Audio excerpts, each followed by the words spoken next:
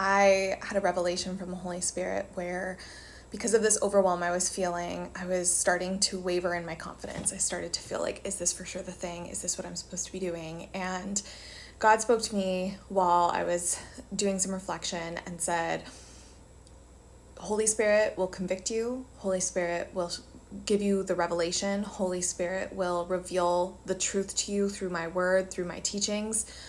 But because I have gifted you my free will, you have to choose to get off your idle hands.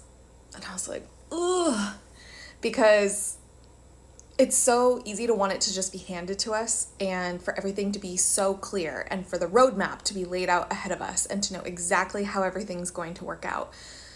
But God isn't interested in us achieving our mediocre, selfish, flesh-feeding desires. He has his own goals for us, his own desires for us, and that includes our sanctification journey. That includes us becoming our identity in him, free of the world, set apart from the world, the comparison, the barometers for success that the world would set for us. And this means that you're not always going to know exactly how everything is going to work out. You're not going to have a clear-cut path ahead.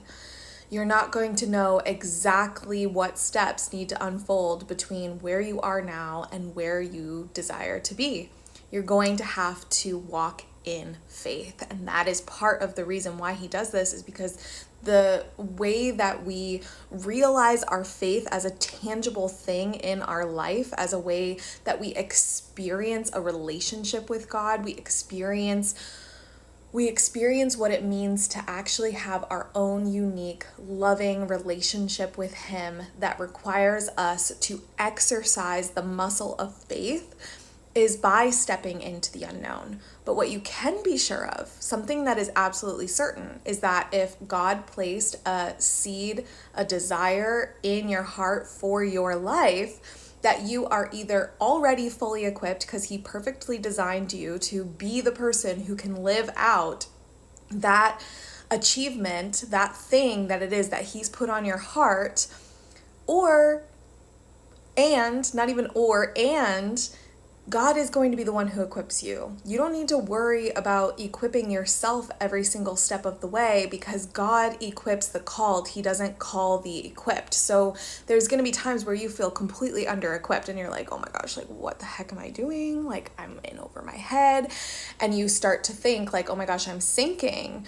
And that is the moment where you need the man who can walk on water. That is the moment where God is reaching to you and says, yeah, you can do it. And you start walking. And then that moment, just like Peter, where you start to lose your faith, is the moment that you start sinking. And the only thing that you can pull you back up is grabbing the hand of Jesus and having that faith and recognizing that when we waver, where our weakness is where his strength is. And so you have to keep going, because that is how we exercise this relationship with Christ. That is literally how we learn fundamentally what faith is, not just as a concept, but as a living, breathing, walking prayer in every single aspect of our lives. So if you needed to hear that today, give me a like, share with me what it is that God put on your heart that you are going to do today. Claim it in the comments. Say, enough is enough. I'm going to have faith today.